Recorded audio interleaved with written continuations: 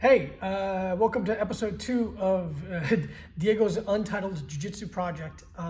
This week I wanted to touch on the idea of encouraging behavior. When I was a purple belt, I was thinking a lot about how I define jiu-jitsu to people in the simplest terms, and I kept coming to this idea of encouraging behavior. That's basically my opinion, what jiu-jitsu can kind of boil down to when you do it correctly.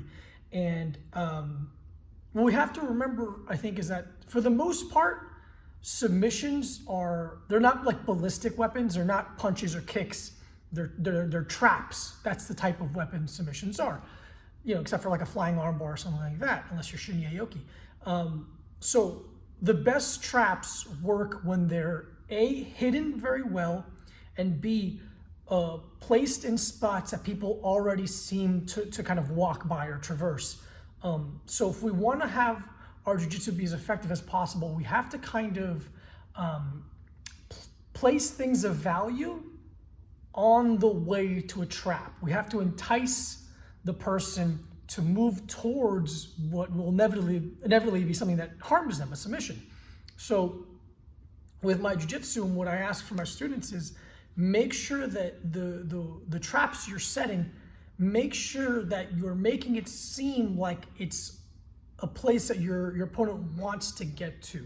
So with that, obviously I'm not going to put down breadcrumbs or dollar bills inside the roll. It doesn't make any sense, but the tension I can create or the intensity I can control, that can dictate what this person would consider movement being successful or movement being kind of negative in their eyes.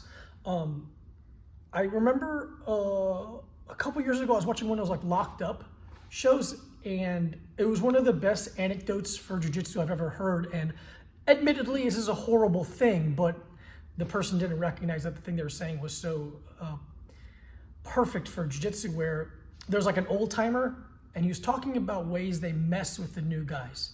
And he was saying that when a new guy comes into the cell, or into whatever they call it, the enclosure space, that they bet the new guy a pack of cigarettes that he can't do 50 or 75 push-ups in a minute. And the new guy, trying to show he's strong and willing, pumps out the push-ups, and when he's done, they beat him up because now he has no strength to fight back. And it's like, that's an awful thing, but that's jiu-jitsu in a nutshell. Let somebody gas out with a reward. Make it seem like all of their physical effort will benefit them, and then when they're tired or worn down, then you capitalize because they're a much easier victim. They now can be taken advantage of, and it's harder for them to fight back, and you're less likely to be in danger when they're kind of worn out. So again, awful thing. Prison's terrible, but the lessons can still be learned. So yeah, make sure, I think, that you think of your jiu-jitsu and your submission specifically as traps, but enticing traps, okay? So use encouraging behavior. Help them screw themselves, okay? Soften at moments, soften your pacing, soften your intensity, soften your grips. Make it seem like you don't plan on anything. You're not trying to make them move to side control so you can trap a Kimura grip or snap a guillotine when they posture out of something.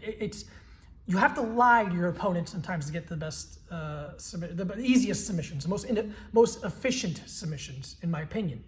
I hope that helps. Encouraging behavior, encouraging behavior, encouraging behavior. That's your job, to encourage behavior. All right, we'll see you next week.